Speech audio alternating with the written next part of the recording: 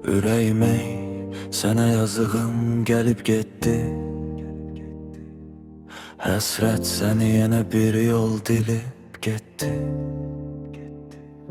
Səni daim sevindirən sərvgülüm, göydəki ay oraq kimi asılıb getdi. Ürəyimə sənə yazığım gəlib getdi. Ürəyimə sənə yazığım gəlib getdi. Sevdiğim gülüm məhəbbətimi alıp getdi. Məni düşünüb, məni düşünüb, məni düşünüb, qəlbinə daş, gözünə yaş gəlib getdi.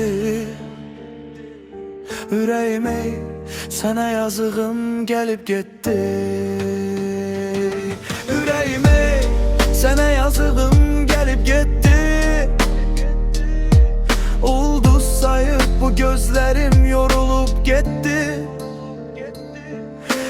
Bilmedim, qəflət bastı gözdəydi mi? Bir sirdaşım olan çınarım da sınıp gitti.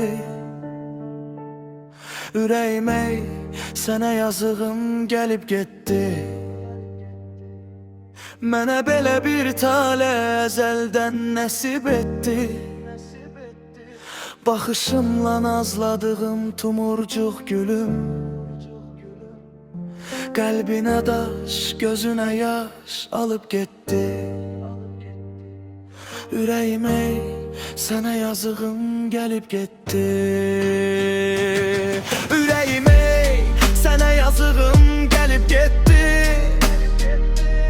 Niyəsinəm sənə dar gəlib getdi.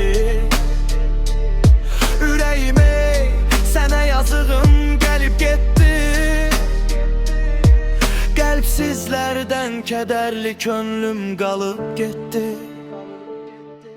Sinəmdəki dərdləri deyə bilmədən fəryadımdan boğazım yana yana